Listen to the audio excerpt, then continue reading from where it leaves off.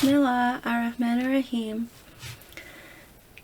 This video is for the people of Syria, and I am going to do a story time about 3 girls who died in the last 2 weeks in the Iranian Revolution.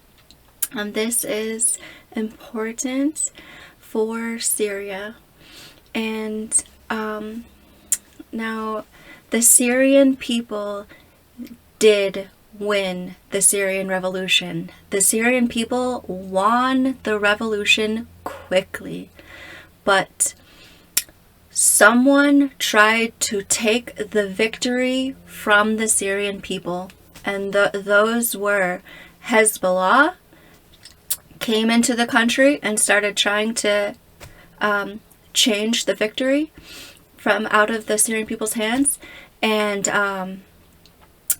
the ISIS came and took the victory from the Syrian people, and then many foreigners came.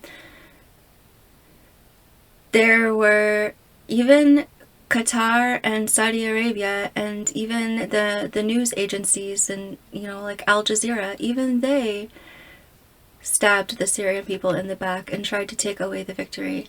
And lastly, Russia.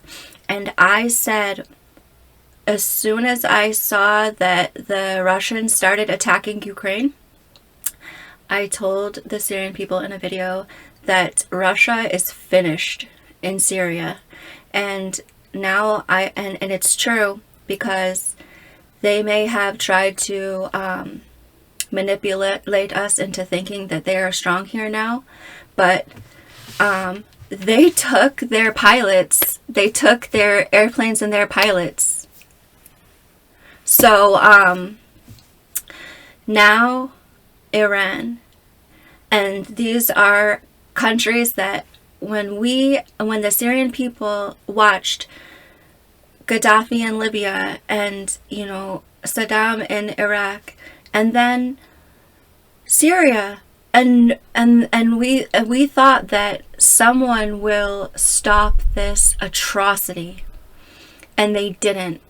And at that time, now this is 10 years, the Syrian people have been looking at this destiny of themselves, that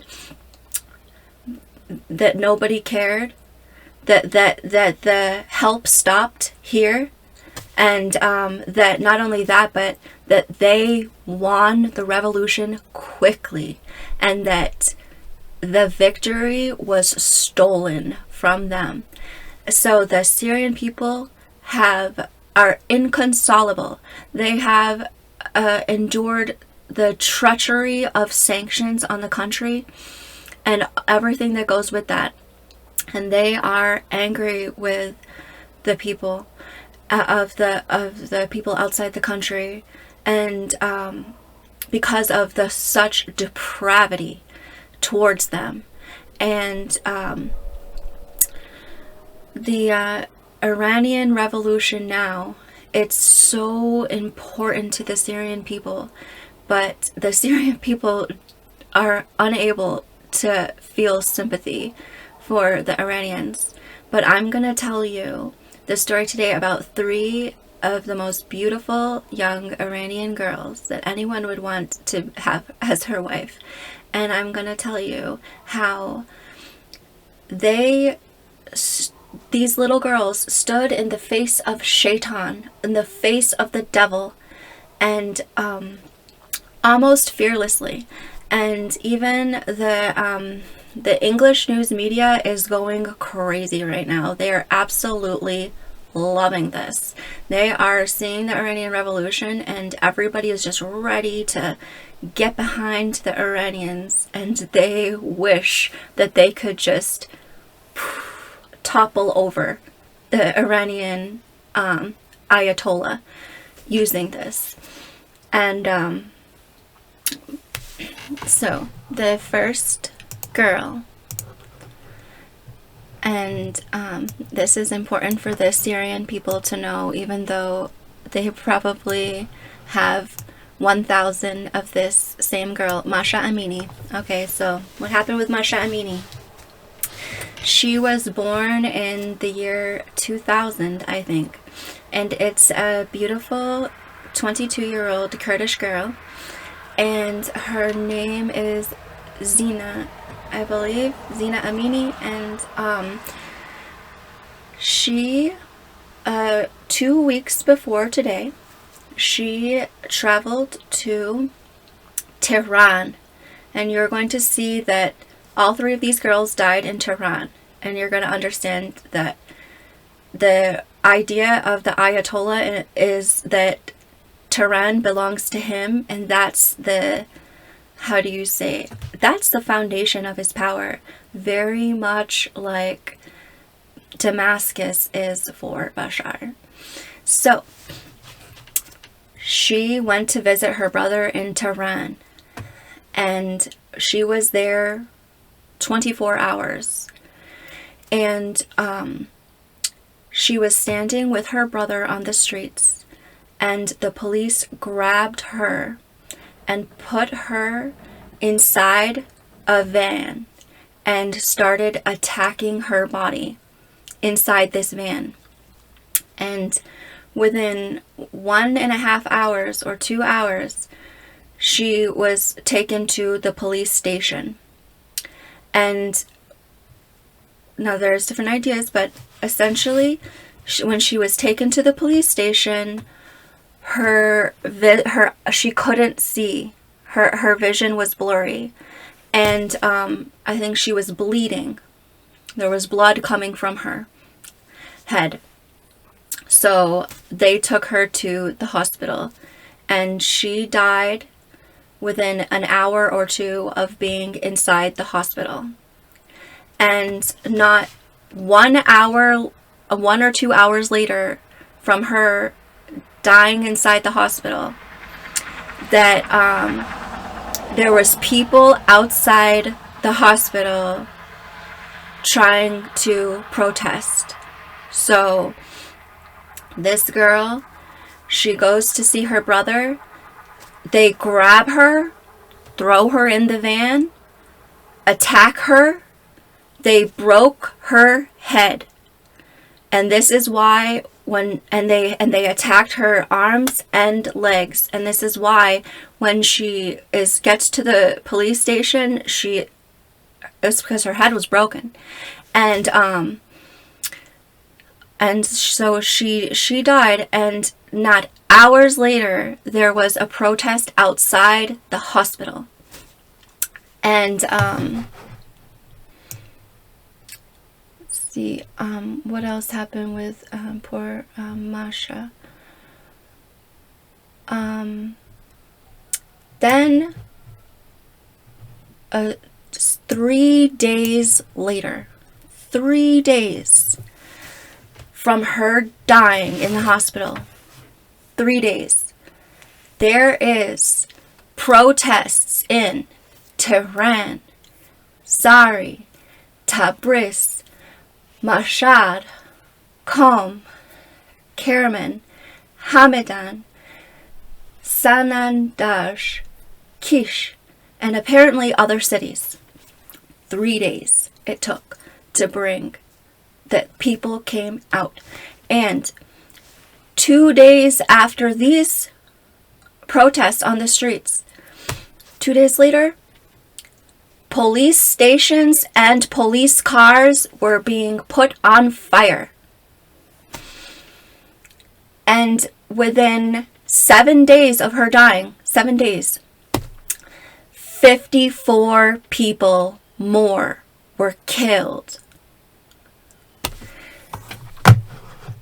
Now, the next girl is named Hadis Najafi, and she also was born in the year 2000. And she was this girl was going to school to be like a fashion designer, and she had a TikTok, and she was dancing on her TikTok. And she went out on the streets in Karaj, and that was on the day number 4 of the protest. So the protests from Masha, since she died on the 17th, 4 days later, Miss Hadis and Najafi is on the streets, and she is taking off her hijab. She took off of her hijab, and I don't know if she cut her hair there or if she'd already cut her hair. But the police, she goes from her home, and she's on the streets maybe 30 minutes. And she comes up to the police officers there's a number of people there. She walks up to them with no hijab on, and they tell her to put on her hijab. And when she did not, they started shooting the rifles, and they hit her body at least 6 times. They hit her in the head, they hit her in the hand, they hit her in the heart. They hit her 6 times, and her family says they hit her more than this. So the police officers were so angry that they disobeyed and didn't put the covering on, that they just started shooting, and they then they grabbed her body. Like, a couple of the security guards grabbed her body and grabbed her by the hair and threw her dead body inside the van. And her friends are recording this and just screaming, terrified, that your friend who was just standing here is just being grabbed and thrown into a van, dead. So, there's one more girl, and this girl is very small. She is Nika Shakarami, and she was born in 2005, and she went to Tehran to protest. And with her, she went to the protest one day before Hadis and disappeared. She probably died on this night. So this was 3 days later from Masha Amini is dying in the hospital. 3 days later, Nika is on the streets. And it's nighttime. And she is ready to protest. And she even prepared herself if there's tear gas. So she's bringing water so that they can put the water in their eyes if the tear gas gets in their face, so they can try to protect themselves or defend themselves. And now 2 hours later from Nika going from her home, her Telegram and her Instagram accounts were deleted and her phone was turned off. And 10 days later, they found her body in the morgue. So she had been killed. Someone had taken her phone, turned it off, deleted her social media on the phone, and then her dead body was taken to the morgue, so for the funeral and the burial.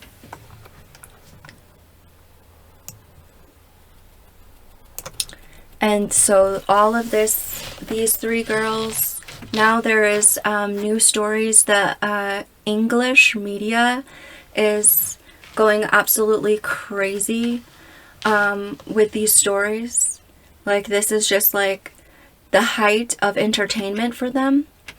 And now there's new stories of new girls.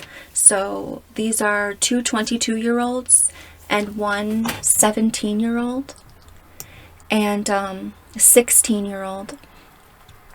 And These are the girls that are standing up to the great Shaitan Ayatollah, the great devil Ayatollah, who has all the power and all of the strength. And he said on his broadcast or speech about the protest, he said that they're terrorists. He said that it's not about the hijab, it's about something political, and that they would be dealt with as in that way. And this is absolutely, he has the intention to call these baby girls terrorists and to deal with them in that way. And you heard from my story time what they were doing to these girls. And the Syrian people know better than anyone how of something like that happening. You know that they did the exact same thing. You know what's happening to the Iranian people right now. You know that anyone who went on the streets, they are taking phones, they are checking contacts. According to other girls, they're even stopping people in the streets and checking their phones for any information. And that those girls who are protesting in the schools, who are, showing their hair, do you think that the police the security is coming to the school, and you think it's not going to find these girls? That's exactly what they're going to do. They're going to go to the school. They're going to find which girl has hair like this. They're going to go to the teacher and say which girls did this. And they're going to take the teacher, and they're going to take the principal. They're going to take every teacher. They're going to take every principal. They're going to take every girl. And they're going to take everyone near them. And that's exactly what they did in Syria. They went door to door. And we could even go back and watch some of the videos where you have the English and the Al Jazeera and all of these journalists coming in undercover and watching the security guards terrorize the cities of Syria. And you know better than anyone. And not only that, you have a common enemy. And when we said that the Iranian people allowed the Ayatollah to steal the victory of the revolution from the Syrian people. The Syrian people's victory in the revolution was stolen by the Ayatollah, and the Iranian people said nothing that it was happening. But now they are, and that is the consequence of it. And not only that, but Iran's not the only one paying. The Russians are paying. They are drafted. They're drafted to the front lines and in a ferocious battle. They're paying. And so are the Iranians. They're paying. And guess what? Now all of Europe is paying. They're paying for what happened in Syria. And we can take that, and we should understand that it's Syria's time now to take back, to have our victory. It's our time for victory now. And you see these little baby girls just fearlessly standing up to this all-powerful Ayatollah.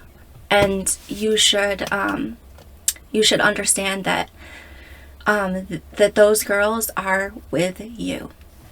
Allahu Akbar.